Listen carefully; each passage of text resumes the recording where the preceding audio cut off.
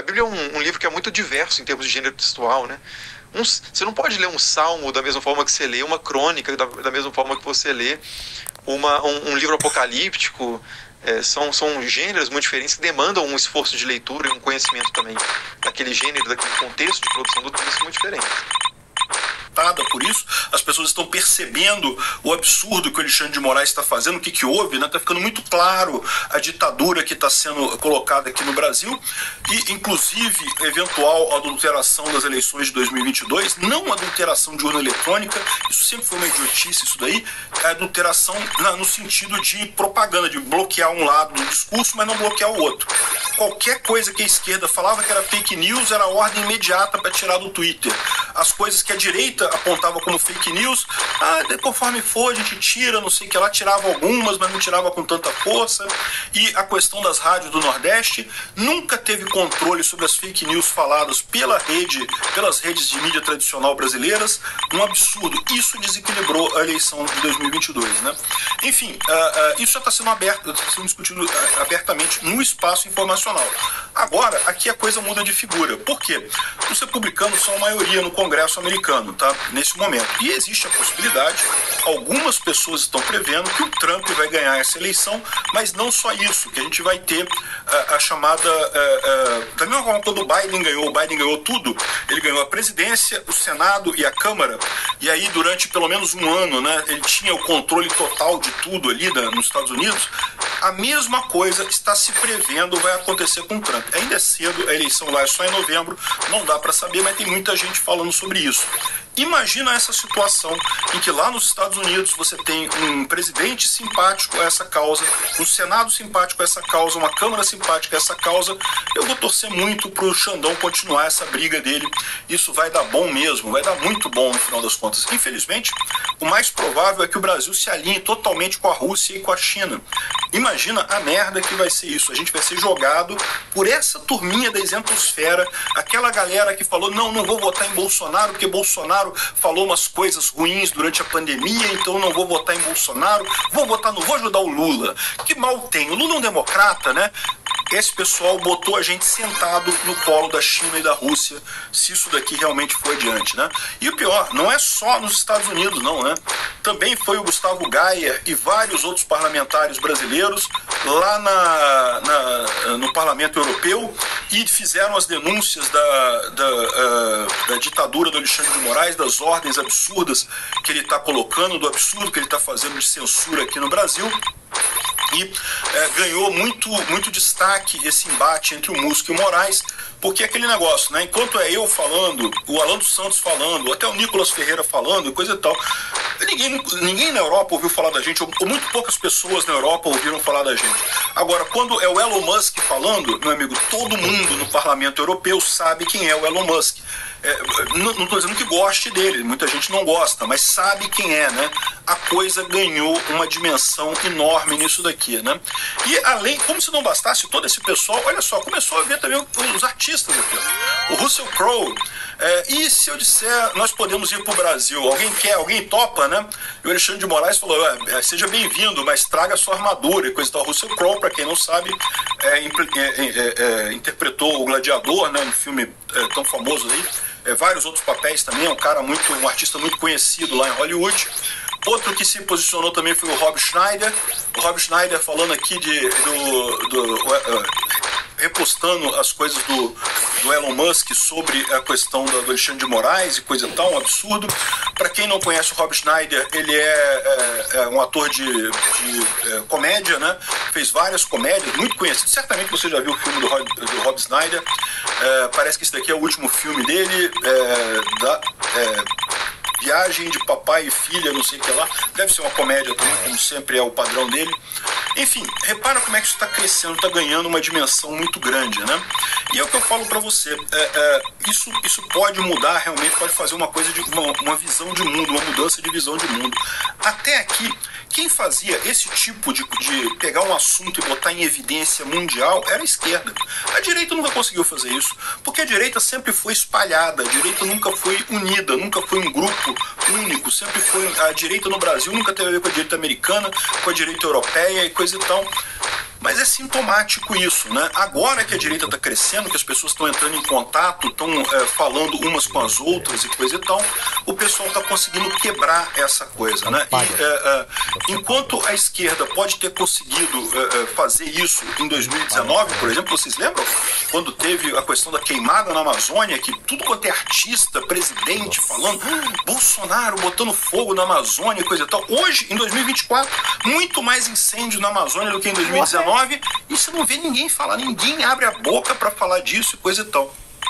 É lógico, a nossa capacidade ainda é menor, a esquerda dominou o mundo por décadas e décadas, é natural que eles tenham um poder muito maior de comunicação, mas eles estão vendo que a direita não está diminuindo de tamanho, a direita está aumentando de tamanho. E isso é um problema para eles, né? Eles sempre trataram a questão da direita aqui no Brasil como um soluço. Não, Bolsonaro foi um soluço na história do Brasil. Não, vai voltar o Lula, vai voltar a esquerda e coisa e tal. Fizeram tudo pro Lula voltar, achando que isso ia acabar com o interesse das pessoas pela direita, não sei o que lá, pelo conservadorismo, né?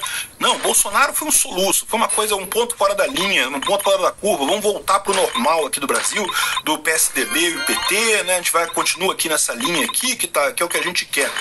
Não foi, não é um soluço, não foi uma marolinha. Ao contrário, né, é uma mudança de opinião de larga escala, advinda justamente da base, né, da informação descentralizada e distribuída. Olha só, com a coisa indo para o Congresso americano e para o Congresso europeu, eu estou para dizer para vocês que o pessoal da esquerda aqui no Brasil está preocupado. Obrigado por assistir o vídeo até o final. Além de curtir, compartilhar e se inscrever no canal, considere se tornar patrocinador com valores a partir de R$ 1,99. Clique no botão Seja Membro abaixo para saber as condições e vantagens de patrocinar o canal. Mais informações sobre o nosso projeto, visite nossos sites indicados na tela. Esse cara não respeita ninguém, rapaz. Esse é o Mundo em Revolução e nós vamos falar agora sobre a situação na Ucrânia. Hoje, dia 12 de abril de 2024, 8 horas da manhã aqui no Rio de Janeiro, 2 horas da tarde lá em Kiev, no momento que eu gravo esse vídeo. Tivemos mais um ataque russo com drone Shahid contra o território ucraniano, mas a maior parte dos drones foi derrubada, não teve nenhum grande dano desta vez, né? Mas ainda são muito evidentes os danos causados pelo ataque que foi feito de anteontem para ontem, né? A usina termoelétrica aqui em Kiev foi derrubada por 5 mísseis A-69, que é um míssil que é a cópia russa do Taurus alemão. Lembra aquele míssil que a Alemanha não quer passar para a Ucrânia porque tem medo de escalonar o conflito? Pois é, os russos usam sem problema nenhum, né? E é um míssil realmente difícil de derrubar nessa situação. Todos que foram usados nessa guerra, os ucranianos só conseguiram derrubar uma vez, né? Enfim, falta realmente mais defesa antiaérea. A gente tem informação de que a Ucrânia está com falta de mísseis do sistema Patriot e de outros sistemas de defesa antiaéreo também. É uma situação trágica neste momento. Os ucranianos fizeram um ataque aqui em Belgorod e em Novochartinsk, aqui na região de Rostov, atingiram uma refinaria russa aqui na região de Chartinsk. Não sabemos o dano que foi causado, né? Os russos dizem que derrubaram todos os drones, mas isso eles falam todas as vezes. A gente não tem imagens desse ataque, portanto não dá para saber exatamente se conseguiu ter sucesso ou não esse ataque aqui em Novochartinsk, perto de Rostov-on-Don, né? Na linha de frente não tem nenhuma novidade, mas surgiu a informação hoje de que os ucranianos teriam aberto uma segunda cabeça de ponte em Kozak-Larehi. Vocês sabem, os ucranianos estão com uma cabeça de ponte aqui em Krink e agora teriam feito uma outra cabeça de ponte aqui em Kozak-Larehi, teriam colocado 40 soldados nessa região e estão dominando várias partes da cidade, já várias ruas da cidade. Por enquanto isso é preliminar, tá, gente? Tem pessoas falando isso, mas a gente não tem uma confirmação ainda firme disso estar acontecendo aqui. No resto da linha de frente, nenhuma grande mudança de ontem para hoje. Continua a luta lá nos Estados Unidos pela aprovação do pacote de ajuda para a Ucrânia. A petição de descarga está com 194 nomes, faltando menos de 30 nomes para ser aprovada, para ser colocada em votação a ajuda americana.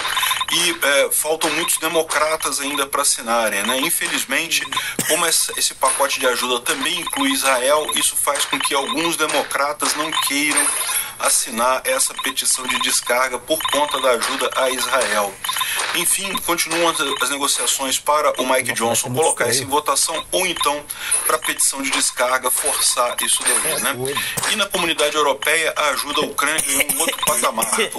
A Comissão Europeia se recusa a votar o orçamento antes da ajuda de Patriots para a Ucrânia. Então o pessoal quer que primeiro sejam enviados Patriots para a Ucrânia antes de votar o orçamento. Uma coisa inédita no Parlamento Europeu. Tomara que essa pressão dê resultado, né? Vamos falar sobre esses e outros assuntos em detalhes. Essas notícias foram sugeridas por Daniel DM Gonçalves, Projetinho Peter Maromba e várias outras pessoas. Obrigado ao pessoal que sugeriu as notícias lá no nosso site, no wrevolving.com, e obrigado a você que está assistindo o nosso vídeo. Se você gosta do nosso conteúdo, por favor, deixe o seu like e se inscreva aqui no canal, né? Pois bem, de ontem para hoje, os russos lançaram 17 drones Shahid, dos quais 16 foram derrubados. A maior parte deles visou aqui as regiões de Kryvyi Rih, o sul da Ucrânia. Alguns foram também aqui em direção a Kharkiv, mas não teve nenhum grande dano, né? Os ucranianos atingiram a Belgorod, né? Um drone ucraniano atingiu um prédio administrativo ali na região. O prédio está pegando fogo lá em Belgorod. Não consta que tenha sido um dano enorme isso daí, mas mais um ataque ucraniano ali na região, né? E outro bastante significativo aqui nessa refinaria de Novochartinsky, na região de Rostov, na Rússia. É justamente nessa região aqui, Rostov fica aqui. Rostov é o nome dessa cidade que está aqui e também do Oblast, né? O Oblast de Rostov.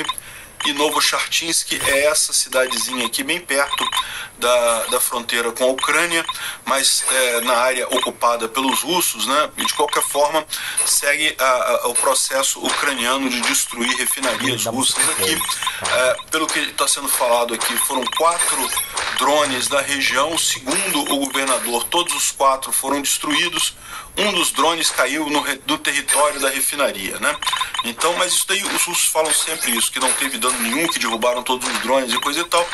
Mas o que a gente vê tipicamente é que, eventualmente, se alguém filma a coisa, né, você tem a prova de que o drone acertou a refinaria. Só que não teve filme dessa vez, não teve gravação dessa vez, né? Lembra, a gente depende de alguém ali gravar, algum russo gravar, alguém da região gravar.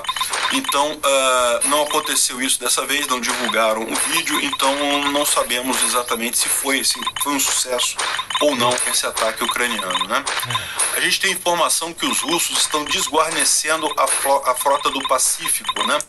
A Rússia, vocês sabem, tem várias frotas navais. Tem a frota do Mar Negro, que era a principal deles, mas está muito prejudicada. Tem a frota do Mar Báltico, a frota do Mar do Norte, e tem a frota do Pacífico, que fica aqui na região de Vladivostok, coisa e tal. E a informação que a gente tem é que muitos dos marinheiros e pessoal que trabalha nesses navios lá na frota do Pacífico está sendo transferido para a Ucrânia para lutar na guerra da Ucrânia, não necessariamente na frota do Mar Negro, tá? Para lutar na guerra mesmo, ou seja, os russos diminuindo a segurança deles no resto do país para poder atacar a Ucrânia. É um certo sinal de desespero isso daí, eu tenho certeza que o Xi Jinping está gostando muito disso. Bom, essa notícia saiu aqui pelo Cláudio. O Cláudio geralmente é confiável, ele dá informações verdadeiras. Agora, ele é o único que está falando isso, então eu ainda não daria com certeza isso daqui. Tomem com cuidado isso daqui. Segundo ele está dizendo aqui, aproximadamente 40 soldados ucranianos atravessaram, estão controlando agora várias ruas no vilarejo e estão se defendendo ali, lá em Kozak e Lareri, na margem esquerda do rio de Dnipro. Ou seja, seria uma nova cabeça de ponte ucraniana ali na região, né?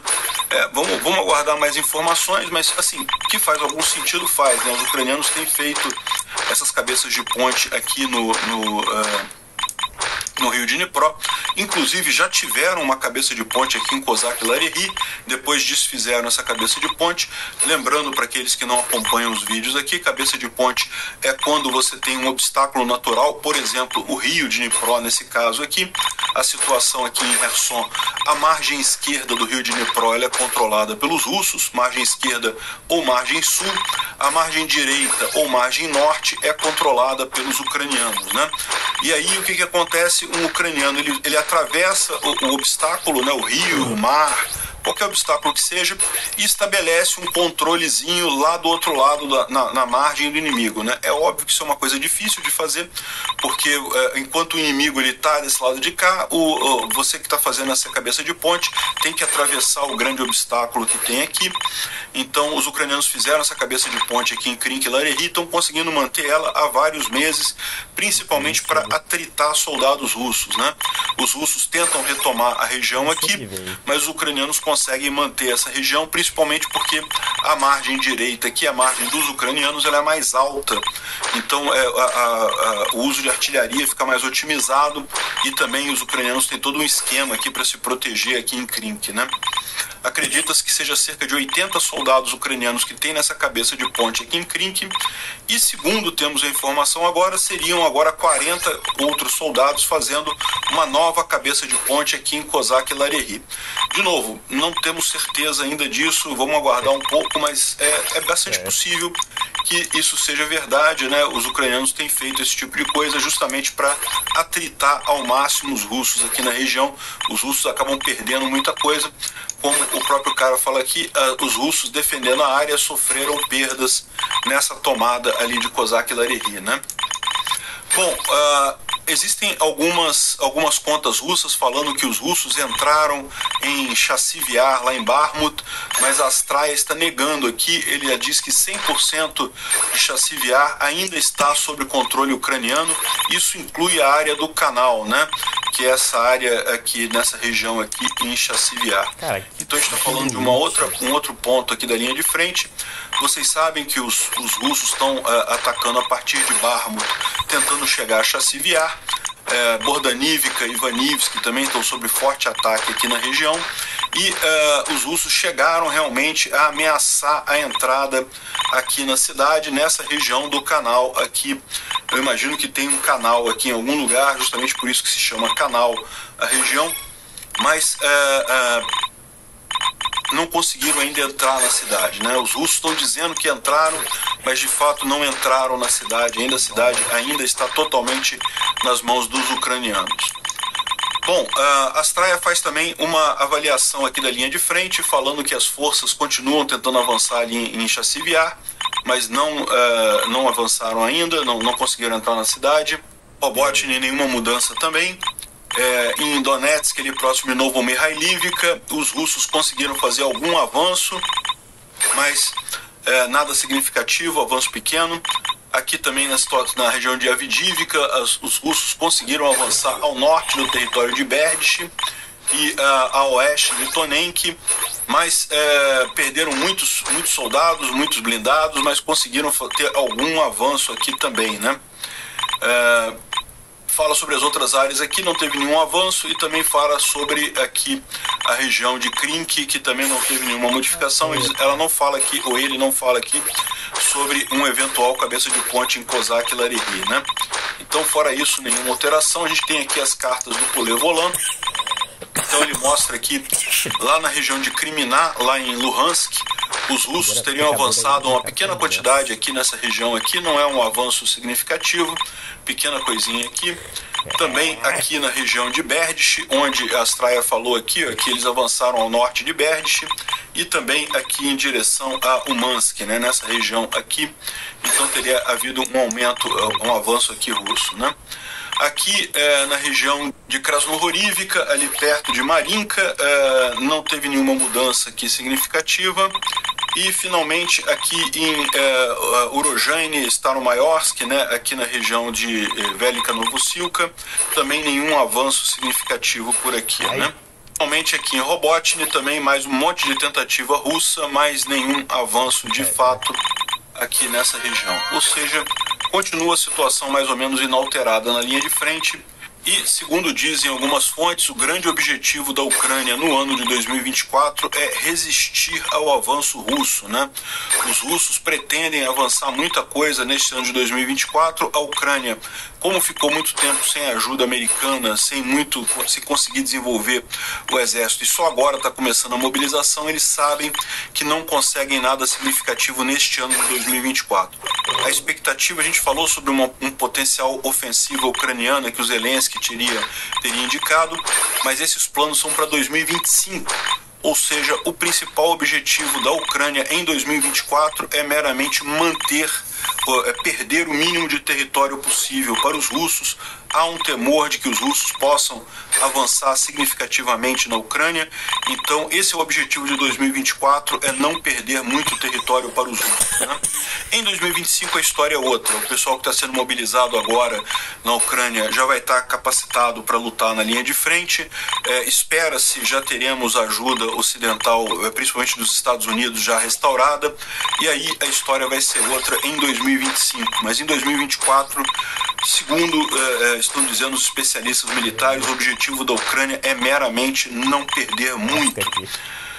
Bom, há também a situação ali em Kharkiv. Os ucranianos estão evacuando todas as famílias com crianças em 47 vilarejos ali próximo de Kharkiv, particularmente as cidades próximas da Rússia, né? Essas cidades estão sofrendo ataques diários com bombas e mísseis e, lógico, a Ucrânia quer preservar essas famílias com crianças, principalmente. A cidade de Kharkiv em si não está inclusa nesse grupo de cidades que estão sendo evacuadas, mas certamente várias outras cidades estão, né? Algumas pessoas na mídia estão falando sobre uma possível ofensiva russa aqui em Kharkiv. Lembrando que os russos chegaram a tomar toda essa parte que está marcada aqui nesse cinza escuro aqui, quando eles fizeram a ofensiva deles em fevereiro de 2022, eles chegaram a tomar toda essa área aqui. Isso aqui depois foi retomado pelos ucranianos na contraofensiva de Kharkiv, mas em tese realmente você tem um monte de cidadezinhas aqui que poderiam ser alvo de um ataque russo nessa região, né? O Instituto para o Estudo da Guerra fala aqui sobre o ataque de ontem com mísseis contra alvos na infraestrutura de energia elétrica da Ucrânia. Então, realmente, como eles falam aqui, isso vai causar danos de longa duração para a Ucrânia. Kiev não está sem luz, Kiev está sendo abastecida por outras usinas, mas certamente vai fazer falta a usina que foi destruída ali e a reconstrução dela vai ser lenta. A gente vai falar daqui a pouco sobre isso mais uma vez. E o ponto central é que, como disse o Kuleba, a Ucrânia precisa mais defesa antiaérea Patriot para proteger-se desses ataques, né?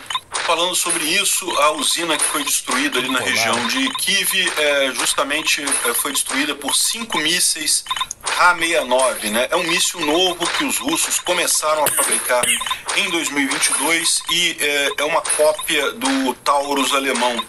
Então é um míssil complicado de ser feito, ou seja, os alemães não querem enviar o Taurus para a Ucrânia sob a alegação de que estaria escalando a guerra e coisa e tal, sendo que os russos já copiaram o Taurus alemão e já estão usando contra a Ucrânia nesse caso, né? Realmente muito triste a situação. Está aqui o Ra-69, que é o míssil russo, dá para ver que realmente é muito parecido com o Taurus alemão, né? Essa é a 5ª vez que a Rússia lança esses mísseis contra a Ucrânia e apenas um deles foi interceptado em uma ocasião. Não é um míssil fácil de interceptar, infelizmente, né? Aqui está o caminho dos mísseis que foram lançados contra a Ucrânia na época, naquela data, mostrando que teve muita coisa contra aqui Lviv, né? Inclusive os Kinjal foram contra Lviv e aqui os outros mísseis contra várias posições aqui na Ucrânia. O conserto da termoelétrica em Kiev vai demorar algum tempo, não vai ser um conserto fácil, mas a Lituânia já se prontificou a enviar equipamentos para ajudar na reconstrução lá, particularmente equipamentos da usina de Vilnius e também de uma usina nuclear que tem por ali, a Ignali, também lá na Lituânia, que poderiam ajudar a Ucrânia a recompor a produção de energia elétrica ali. Vamos torcer para isso acontecer o mais rápido possível, né? Bom, na Rússia continua o alagamento, né? Várias cidades alagadas ali na região. A gente tem falado sobre isso. Aqui subiu mais um pouco o nível do rio ali, do rio Ural, né? Subiu para 11 metros acima do normal e com isso você tem aqui toda essa região aqui que tá alagada, Orsk, Orenburg, coisa e tal. O rio Ural é esse rio que desce aqui das montanhas Ural e depois ele vira aqui à esquerda, né? E depois segue para o Cazaquistão por aqui. Então essa região toda aqui que está alagada é o problema que os russos têm lá. Dá para ver as cidades em vários pontos aqui totalmente alagados, né? E é o maior alagamento desse tipo na Rússia na história registrada, né? E por que esse alagamento tão grande? Exatamente porque a Rússia está botando todo mundo para lutar na guerra da Ucrânia e o pessoal de manutenção, de cuidar das represas e coisa e tal, cuidar da infraestrutura russa, está ficando em falta, né? Então, o alagamento de inverno, a quantidade de neve derretida do inverno não foi particularmente grande esse ano, mas a manutenção da represa estava prejudicada e acabou levando a esse alagamento, né? Bom, o grande ponto que está todo mundo aguardando é o Mike Johnson colocar em votação o pacote de ajuda à Ucrânia. Ele tinha prometido votar essa semana, mas agora já é sexta-feira e até agora a gente não sabe de nenhuma indicação de que ele vai votar essa semana ainda. Vamos aguardar o que a coisa está acontecendo. O pessoal está... É aquele pacote que veio do Senado, que ajuda Ucrânia, Taiwan e Israel, né? E ele está negociando com a Casa Branca para avançar esse pacote lá. Basta ele colocar em votação. Votos tem. Ele só precisa colocar em votação, né? E lógico, a alternativa a isso é a petição de descarga que o pessoal está trabalhando aqui. Esses aqui são os republicanos que o pessoal está recomendando que o pessoal atue, né? Então essa prioridade 1 aqui são os republicanos que já são favoráveis à Ucrânia, então que podem assinar essa petição de descarga. Existem a prioridade 2 aqui, que são outros republicanos que também podem apoiar, que não têm se manifestado diretamente contra, a favor da Ucrânia, mas têm votado consistentemente a favor da Ucrânia, e tem outros aqui também que têm o potencial de ajudar nessa história. É lógico, não adianta ligar para os republicanos daquele grupo lá dos 8 ali, que é aqueles rebeldes pró-Rússia, pró-Putin, né? Esse não adianta nem ligar, mas o pessoal está recomendando aqui que o pessoal ligue para esses deputados republicanos, quem for eleitor dele. Lá nos Estados Unidos tem essa vantagem, porque como lá é voto distrital, né? Cada distrito tem o seu representante, então você sabe quem é o seu representante no Congresso, não necessariamente a pessoa que você votou, mas a pessoa que ganhou na região onde você mora, né? E aí, você como morador desse distrito, você pode pressionar esse deputado, é o que o pessoal está recomendando aqui.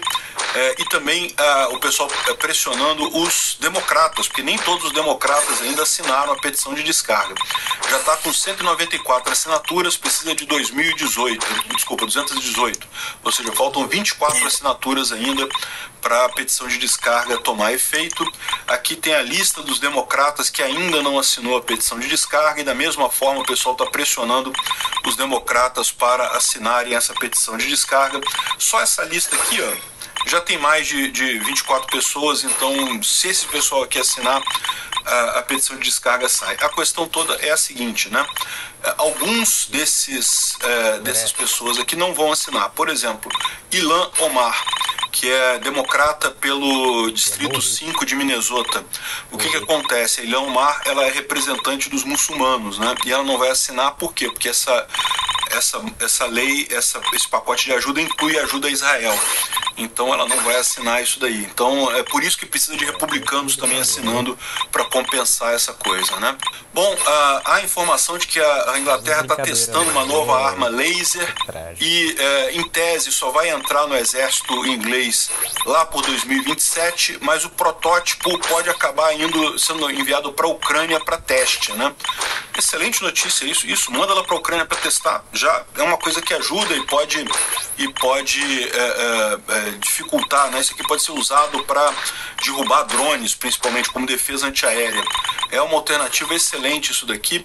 É um canhão de laser que tem a grande vantagem de ser muito barato, né? O grande problema da defesa antiaérea é esse.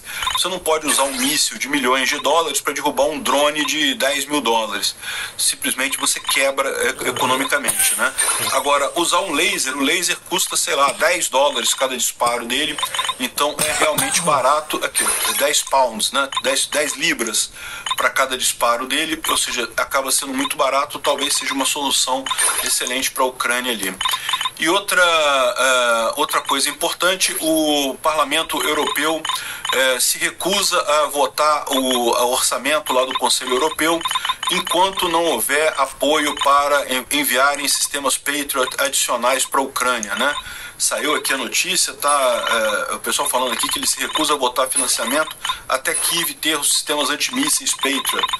Tomara que essa pressão de resultado, que cheguem mais Patriots na Ucrânia, realmente é muito necessário isso. Obrigado por assistir o vídeo até o final. Se gostou do conteúdo, não esqueça de deixar o seu like, isso ajuda o canal a crescer e a chegar para mais gente. Se não gostou, deixe o dislike e explique nos comentários como podemos melhorar. Comente também sugestões de temas que podemos trazer por aqui. Comentários insultuosos ou defendendo ditaduras e criminosos de guerra serão sumariamente bloqueados. Agradeço a compreensão. Se ainda não é inscrito no canal, considere se inscrever clicando no botão inscrever-se abaixo e marcando a campainha para todos os avisos. Se quiser ajudar o canal, veja no nosso site como você pode fazer isso.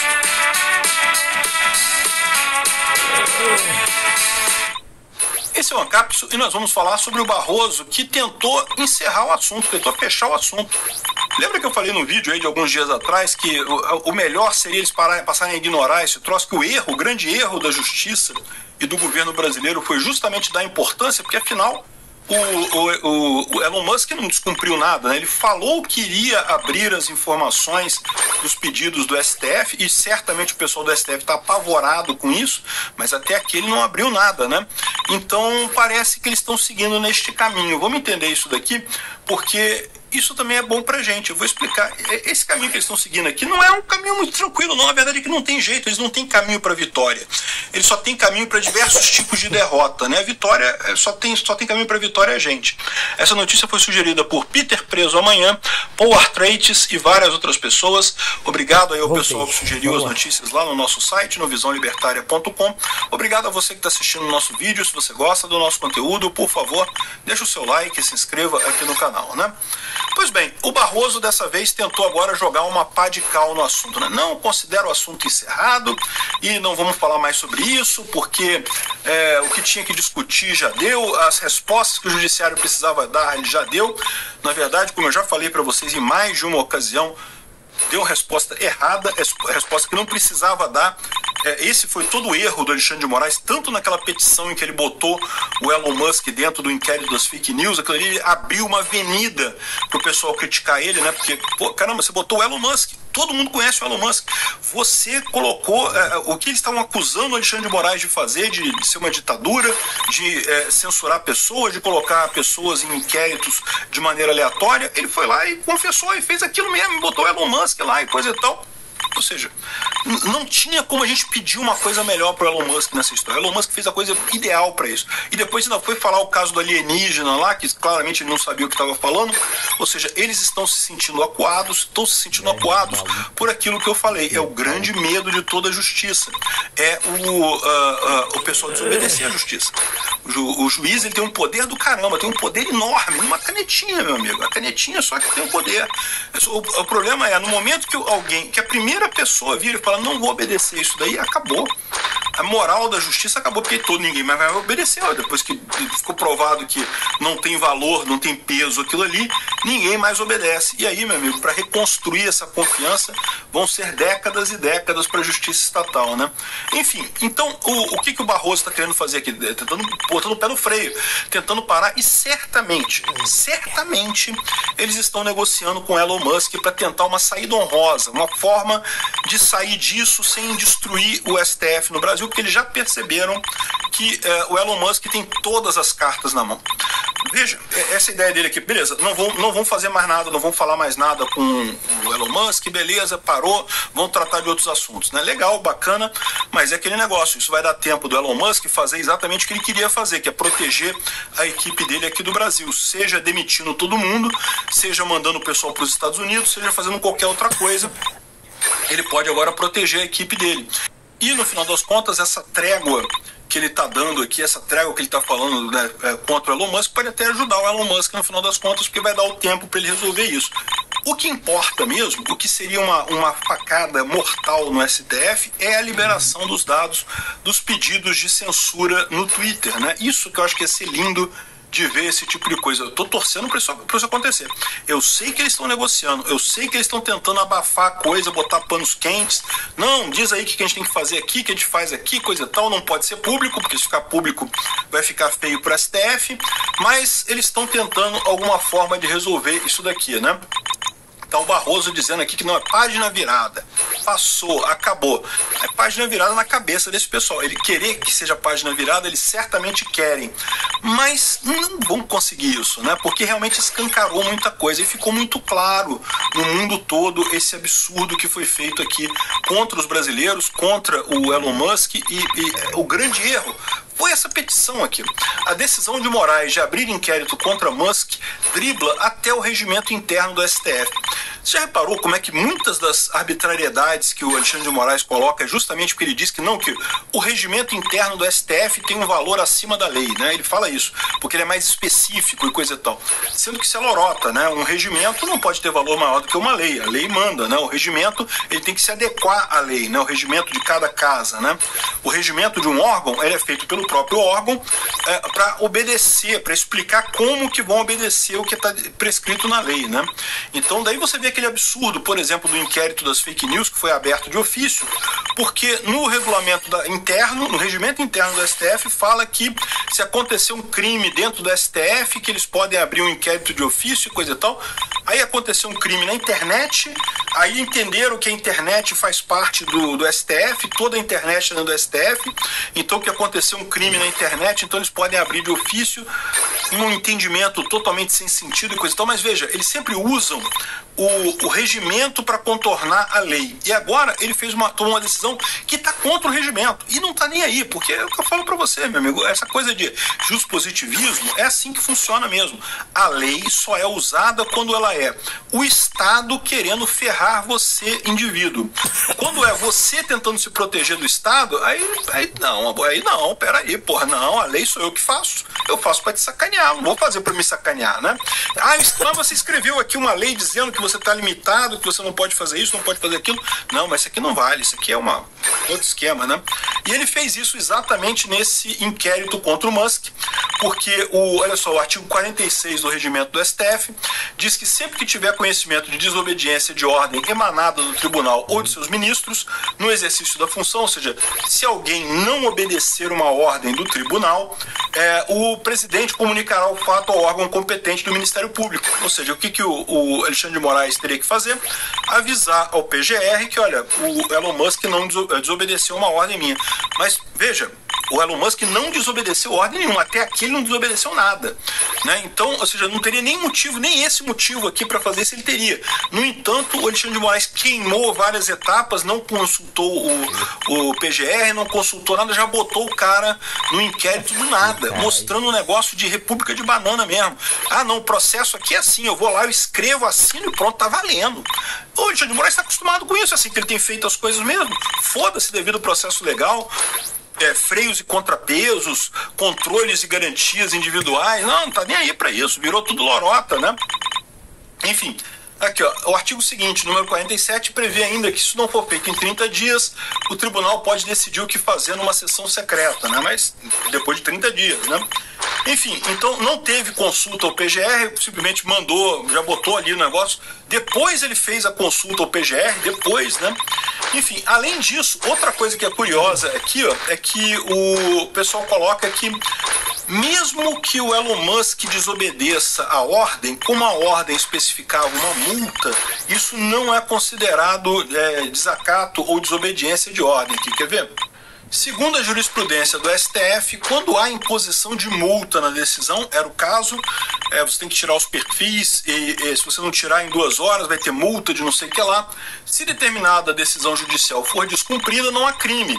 Não configura crime de desobediência o comportamento da pessoa que, suposto a desatenta à ordem judicial que lhe é dirigida, se sujeita com isso ao pagamento de multa combinado com a finalidade de compelir ao cumprimento do preceito. Ou seja, a punição já é a multa. Então, se a pessoa não cumpriu aquilo ali, vai ter que pagar a multa e pronto, não é desobediência, ela optou por pagar a multa, né? Isso é que é a ideia no final das contas. Então, não tem o crime de desobediência nesse caso. Então, assim, é uma decisão totalmente errada. Obrigado, Alexandre de Moraes, por ter colocado o Elon Musk nesse processo, porque realmente ajudou pra caramba. Obrigado por assistir o vídeo até o final. Além de curtir, compartilhar e se inscrever no canal, considere se tornar patrocinador com valores a partir de R$ 1,99. Clique no botão Seja Membro abaixo para saber as condições e vantagens de patrocinar o canal. Mais informações sobre o nosso projeto, visite nossos sites indicados na tela. E nós vamos falar agora do Lula, que tá dando uma dilmada, resolveu dilmar a conta de luz de novo, cara. Que tristeza isso.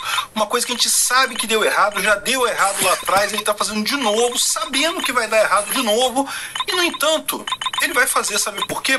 Porque ajuda ele no momento, no presente, né? Prejudica o brasileiro no futuro, mas ajuda ele no presente. Isso só interessa com o presente. Isso daqui é a essência do porquê o Hans Hermann Hoppe fala que democracia não funciona. Essa notícia foi sugerida por Quero Fugir para a Europa, Desconstitucionalizar Saúde e Educação e várias outras pessoas. Obrigado aí ao pessoal que sugeriu as notícias lá no nosso site, no visãolibertaria.com, e obrigado a você que está assistindo o nosso vídeo. Se você gosta do nosso conteúdo, por favor, deixe o seu like e se inscreva aqui no canal, né? E se você gosta dessas camisas que eu estou usando aqui, tá lá na nossa loja, tem o link da nossa loja no Pimenta no Café. Clica lá, tem um monte de camisa legal lá, um monte de coisa bacana mesmo. Essa aqui eu achei bastante conveniente, fora Dilma. Que o Lula dilmou nesse Lula 3 agora, se o Lula 3 está mais parecido com Dilma 2 do que com Lula 1, todo mundo já está sabendo disso, né? O Lula, sei lá, por idade ou por qualquer problema que seja, dilmou completamente. O cérebro do cara simplesmente não tá trabalhando mais, né? Mas esse truque que ele fez aqui, que é muito parecido com o truque da Dilma, tem um porquê político dessa história. Vamos entender primeiro o que é, né? Em princípio parece uma notícia boa aqui, ó. A medida vai reduzir a conta de luz em 3,5% em 2024. Olha que maravilha! Vai diminuir a conta de luz em 3,5%, né? Uma coisa positiva. Ninguém gosta de pagar a conta de luz cara, pô, diminuir 3,5%, excelente notícia, né? Enfim, aqui ó, essa é a medida provisória 1212 de 2024, então é uma medida provisória, o Lula assinou, ela já está valendo, mas ela precisa ser referendada pelo Congresso. Se o Congresso não aprovar, isso aqui cai. Então o Congresso tem 120 dias agora para analisar a medida provisória, vamos ver se eles aprovam ou não. Eu acho que não deveriam aprovar, mas de novo, lembra, sempre que eu falo essas coisas de dinheiro entrando, né, de ser, esse caso aqui também é um caso que agrada os congressistas, porque é o caso de ajudar os prefeitos atuais. Quem está atualmente na prefeitura vai ser ajudado por essa MP, né? Enfim, o que diz essa MP? Ela pega um dinheiro, diminui o dinheiro de subsídios para aumentar o pagamento de contas referentes à Covid e a outras coisas do passado. Então, ela reduz agora a taxa de luz, só que, como diminuiu o subsídio, lá na frente vai subir de novo, tá? A expectativa é que até 2029 a conta de luz tenha que aumentar até 3,9% para compensar essa baixa aqui. A gente viu exatamente essa história no governo Dilma. A Dilma, em 2013, criou a MP 579, desculpa, em 2012, né? E que depois virou lei em 2013, a lei 12783 de 2013. Então a Dilma fez a mesma coisa, criou uma medida provisória, o Congresso aprovou e aí isso se tornou uma lei, né? E a ideia justamente, no primeiro momento baixou a conta de luz, era aquela ideia que esquerdista adora isso, esquerdista acha que a economia funciona assim, né? Você martela aqui, martela ali, martela colar, isso é a essência do porquê que o socialismo dá errado, né? A economia é um negócio muito mais complexo e sutil do que qualquer um de nós imagina. Então qualquer um de nós que resolvesse controlar a economia com martelada iria fazer errado, né? Mas pelo menos a gente sabe que não dá para fazer isso, que não é para fazer esse tipo de coisa. A esquerda não, a esquerda, como é burra, acha que dá para resolver a economia na martelada. Enfim, e isso que a Dilma fez na época foi um pouco diferente, tá? Mas basicamente foi o mesmo efeito, né? Ela antecipou a renovação de concessões de geração e transmissão que venceriam em 2015. Então repara, ela estava no primeiro governo, primeiro mandato dela. As concessões venceriam no segundo mandato dela, depois do primeiro mandato dela. Ela não sabia ainda que ela ia ganhar a eleição, né? Ela poderia ganhar a eleição, poderia não ganhar a eleição em 2014. Então ela antecipou essa concessão para justamente permitir algumas vantagens para as empresas de geração, contando que elas diminuíssem o preço da energia. Aí, puramente eleitoral, né? É a mesma coisa que o Lula está fazendo agora para ajudar os prefeitos e coisa e tal. O negócio da Dilma acabou rapidinho, né? No segundo mandato da Dilma já teve aumento da conta de luz enorme por conta da repercussão disso daí. Você abaixa o preço agora, é quase como se você estivesse fazendo um empréstimo para o futuro. No futuro vai ter que aumentar o preço, não só aquilo que caiu lá atrás, mas o que caiu lá atrás e mais os juros, né? E mais as incertezas, e mais o risco, e mais um monte de coisa. Vai aumentar muito mais a conta de luz mais adiante. É a mesma coisa que o Lula está querendo fazer aqui. E olha só, olha que surpresa. O Lula chamou o time da Dilma Rousseff para discutir o setor. Olha, meu amigo, onde será que surge? Tá vendo? O Brasil voltou, meu amigo. O Brasil literalmente voltou no tempo, voltou para a época da corrupção, voltou para a época da roubalheira, voltou para a época das decisões idiotas tomadas por políticos. Ele chamou o grupo aqui, o mesmo grupo que fez a medida provisória 579 lá de trás. Tá aqui os quatro caras que estavam nessa, quatro idiotas que estavam nessa coisa, foram chamados de novo pro Lula para conversar agora sobre essa nova medida provisória aí que eles estavam fazendo. Ou seja, é a mesma turma. Cometemos o erro em 2013, estamos cometendo de novo agora, de propósito e coisa e tal. Sabe que vai dar errado, sabe que vai aumentar a incerteza no mercado, sabe que a conta de luz vai aumentar pro consumidor daqui a um tempo e estamos fazendo de novo. Mas por que estamos fazendo de novo? Porque, na verdade, não funcionou na primeira vez para você, para mim, para nós brasileiros, né? Pro político funcionou, meu amigo. Pro político é uma maravilha. Caiu a conta de luz, aumenta a popularidade, né? O Lula tá todo preocupado porque a popularidade dele tá indo pro chão e aí ele quer aumentar a popularidade agora. Ah, mas o brasileiro vai pagar mais em 2019. Foda-se. Ele não tá nem aí, meu amigo. Foda-se você. 2019 ele já se elegeu de novo, ele espera, né? Se eleger de novo. Se ele não se elegeu, ele vai ser outra pessoa, é outra pessoa que se ferre para aumentar a conta de luz. Se ele se elegeu, bom, já se elegeu mesmo, já tem uns 2 mandatos, depois vai ter que sair de qualquer forma. Pô, se deu bem, né? Pode ficar ruim, mas vai sair depois. É problema do pessoal. Isso é a essência que fala o Hans Hermann Hoppe sobre por que a monarquia é melhor do que a república, né? Do que a democracia republicana como a gente tem aqui no Brasil. Eu não concordo com ele, não. Vou explicar por que eu não concordo com o Hans Hermann Hoppe nesse assunto. Mas neste argumento ele tem razão. Olha só o que ele fala. O rei, o príncipe, né? A pessoa que é um gestor eterno ou até o fim da vida, ele tem que se preocupar com lá adiante, né? Vamos supor que a gente tivesse um rei aqui no Brasil. O rei está preocupado. Eu abaixo a conta de luz agora, mas vai subir lá na frente, vai ser eu de novo, vai cair no meu colo esse aumento de qualquer forma. Melhor não fazer isso. Se não cair no meu colo, vai cair no colo do meu filho, que é o sucessor, né? Ou seja, eu estou sacaneando a minha própria família, então eu tenho que tomar a melhor decisão agora, pensando no longo prazo, né? Isso é um rei, né? Uma monarquia. A república, né? Ou a democracia, como a gente conhece hoje, você elege o presidente fica 4 anos.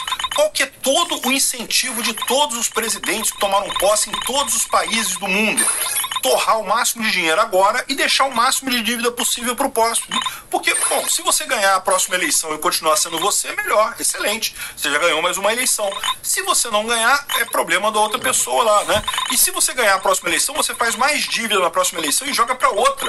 Ou seja, empurra com a barriga as dívidas, né? É isso que a esquerda sempre quer fazer. E é por isso que todos os países do mundo estão altamente endividados, né? Aliás, isso é uma dúvida que muita gente coloca, né? Como é que pode todos os países do mundo terem dívidas enormes? Eles devem a quem, né? E a resposta, na maior parte das contas, eles pegam emprestado do futuro, tá? Tudo sendo empurrado para ser pago no futuro. E um dia essa conta vai chegar, meu amigo. Um dia essa bolha vai estourar. Quando é que vai ser? Eu não sei. Eu suspeito que no momento que o Bitcoin que houver a hiperbitcoinização, essas bolhas todas de empréstimo de país vão estourar. Vai ser lindo de ver. Mas enfim, isso aqui é o pior que tem. Por quê? Com esse desperdício de dinheiro, essa ânsia de gastar dinheiro sem saber o que fazer, o político, ele piora a situação porque ele não faz uma coisa pensada, ele não tem um plano, ele não tem uma estratégia, ele quer torrar dinheiro o mais rápido possível, né? E é o que está acontecendo aqui com o Lula, ou com Dilma. O Lula Dilmou, né? Ora Dilma. Obrigado por assistir o vídeo até o final. Além de curtir, compartilhar e se inscrever no canal, considere se tornar patrocinador com valores a partir de R$ 1,99. Clique no botão Seja Membro abaixo para saber as condições e vantagens de patrocinar o canal. Mais informações sobre o nosso projeto, visite nossos sites indicados na tela. Que viu a aprovação do governo Lula em São Paulo, Minas Gerais, Paraná e Goiás. Dá para ter algumas informações muito interessantes disso daqui, mas a verdade é que não dá para saber se está caindo ou subindo. Por quê? Porque a gente não tem pesquisas equivalentes em meses anteriores, né? Foi a primeira pesquisa feita em estados específicos e não do valor geral. A gente sabe que no Brasil como um todo a aprovação do Lula está caindo feio, né? O pessoal está muito preocupado com isso. Nesses estados em particular, a gente não tinha imagem de antes para saber agora como é que está. Mas a verdade é, no Paraná e em Goiás, o Lula já está sendo desaprovado pela maioria da população. Em São Paulo e Minas Gerais, ainda tem aprovação melhor do que desaprovação, mas em termos de resultado negativo, o negativo supera o positivo em todos os estados. Vamos entender isso aqui. Essa notícia foi sugerida por Hora do PT abandonar PSDB, Eliseu Drummond da Telerge e várias outras pessoas. Obrigado aí ao pessoal que sugeriu as notícias lá no nosso site, no visãolibertaria.com. E obrigado a você que está assistindo o nosso vídeo. Se você gosta do nosso conteúdo, por favor, deixe o seu like e se inscreva aqui no canal, né? Pois bem, eu com a minha camisetinha fora Dilma aqui, vou falar sobre como que o Dilma está se expulsando sozinho da política. A Quaest fez uma avaliação, certamente paga por alguém, para saber como é que está a avaliação do Lula nos 4 estados aqui que eles veem como mais importantes para a eleição deste ano, tá? São Paulo, Minas Gerais, Paraná e Goiás. É onde eles entendem que tem aí desafios a serem vencidos. E bom, qual que foi a conclusão dessa pesquisa? Em São Paulo está praticamente empatado, porque isso aqui está dentro da margem técnica, em termos de aprovação e desaprovação, ou seja, 50% dos paulistas aprovam o governo Lula, 48% desaprovam, né? Só que aprovação e desaprovação é uma coisa. Outra coisa diferente é a avaliação. Se você avalia como positivo, como regular e como negativo. E aí você vê aqui o que acontece, né? O positivo 32%, o regular 29% e o negativo 37%. Ou seja, embora a maior parte do pessoal ainda aprove o governo Lula, aprova no sentido de que o governo Lula tá a mesma coisa que a gente imaginava que ia ser mesmo, essa porcaria mesmo. Ou seja, não é que está empolgado com o governo Lula, né? Tem o pessoal que avalia o governo Lula como positivo. É lógico que quem avalia o governo como positivo tende a aprovar o governo. Da mesma forma, quem avalia o governo como negativo tende a reprovar o governo, a não aprovar o Lula. Só que o intermediário aqui, o regular, é que acaba se dividindo entre os dois. E na hora de dividir é que dá um pouquinho mais aqui para o positivo, mas como a gente viu, está na margem de erro ali, né? Isso em São Paulo, a situação não está boa aqui. A margem de erro aqui, 2,4 pontos percentuais, ou seja, aqui já deu um empate técnico nesse daqui, né? Em Minas Gerais, é um pouco melhor, um pouco maior a distância aqui. Minas Gerais tem um quê meio esquerdista mesmo, principalmente o norte de Minas, já é quase nordeste aquilo ali. E repara como a aprovação é 52% e a desaprovação 47%, né? Aqui já não está mais na margem de erro, realmente está aprova mais do que desaprova. Mas, de novo, quando você vai ver isso em números de positivo, regular e negativo, o negativo ganha, o negativo está à frente do positivo nisso daqui, embora estejam todos muito próximos aqui no caso de Minas Gerais, né? Ou seja, a coisa está piorando, tá, para o Lula, né? Essa pesquisa ela tem um porém que não tem muito como comparar ela com o passado, porque você não pode comparar com o valor do global do país como um todo, né? E não tem regional também para comparar, mas o que mostra é que a situação do Lula tá ruim em todos os 4 estados aqui. A avaliação negativa dele está ganhando em todos eles. A mesma coisa aqui no Paraná. No Paraná a situação é mais crítica aqui, ó. Quem desaprova o governo Lula, 54%.